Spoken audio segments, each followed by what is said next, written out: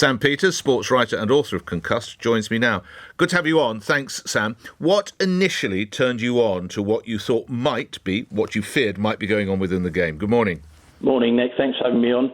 Yeah, I mean, I just started covering the game around 2003 as a professional journalist, and through that period of time, the next 10 years, the game got radically more intense. The guys were fitter, faster and stronger, and the collisions got bigger and bigger. And over time, I was aware of the NFL case. There was a $765 million payout to former NFL stars who had developed dementia in their early 40s and 50s. And I just started to believe and look with my own eyes and see that this was a clear and present risk for professional rugby players too. And, sadly, what I was writing about in 2013 has come true. This is a game that I know you played at to quite a level, and I sense that you really love. How difficult was it as you worked your way through and saw, can I use the word, almost cover up or turning a blind eye to the issue? Yeah, well, I don't think that's an unfair term, Nick. I think it is a cover-up. I think there has been a concerted attempt to underplay this issue. As you say, I grew up playing the game. My dad was a passionate rugby fan. I'm a passionate rugby fan, but I became a journalist. And for me, it was about following the story. And it was so obvious to me that the story was concussion, brain injuries, and the long-term risks, and how the risk profile of professional rugby was changing so radically. And yeah, I believe there was a concerted effort to underplay and misrepresent data that was being presented around that time. And, I think the book Concussed, I've tried to unpick that narrative and go back to the data and actually say, look, there was a different story happening here. And that was the story I was reporting on and, the story that we're seeing playing out now.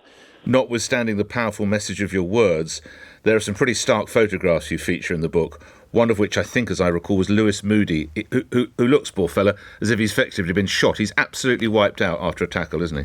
Yeah, I mean, and that was something I was seeing on a weekly basis, Nick. And that game was in the 2007 World Cup in France, and Lewis was knocked out twice in that game, and he was allowed to play on. And that was absolutely typical of the sport at that time. That was normal practice. Players were routinely knocked out. That got some attention in 2007, but no one was really writing about it at that time, and it's only been subsequently that measures have come in, really important measures to effectively make sure players are not allowed to play on when they've been knocked out, just like a boxer wouldn't be allowed to carry on boxing if he was knocked out. That should be end of, off they go. Can you put in layman's terms what happens inside Lewis's head, or indeed any other player's head, whether they're professional, whether they're amateur, when they come into this kind of collision, Sam?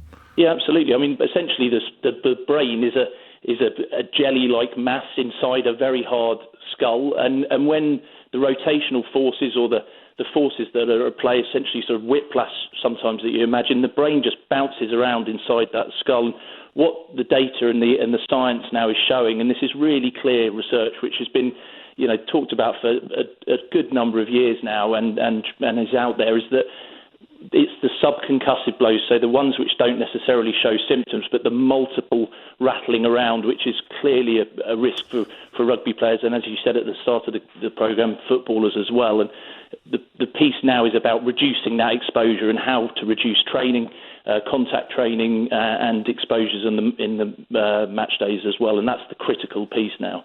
I referenced Lewis Moody just as a moment of levity. Take the listeners through when I think it was his agent you phoned and you had a suggestion as to what you needed for his campaign, and the agent slightly misinterpreted your request. Well, that's right, yeah. I was excellent relationship with Mark Spores, Lewis's agent, just as I had an excellent relationship and still do with Lewis. But I rang him up and said, would he be prepared to donate? Would Lewis be prepared to donate his brain to science? And Mark's response was, "What now?" And I said, "No, we can at least wait till he dies." But no, Lewis has been a fantastic champion of concussion awareness and a fantastic leader, and one of England's great players, but also Indeed. One of England's great leaders. We're coming to the end of our time. Final question. We've been concentrating at the pro level. Of course, there'll be mums, there's dads, there's grandparents listening who have concerns about their sons and their daughters playing rugby. Last couple of questions. Is it safe? Can it be made safer? And what would you say to those parents and grandparents? Well, it's a great question, Nick. I love the game. I love rugby, and it will never be perfectly safe. That's part of the attraction for so many of us who played it and watch it.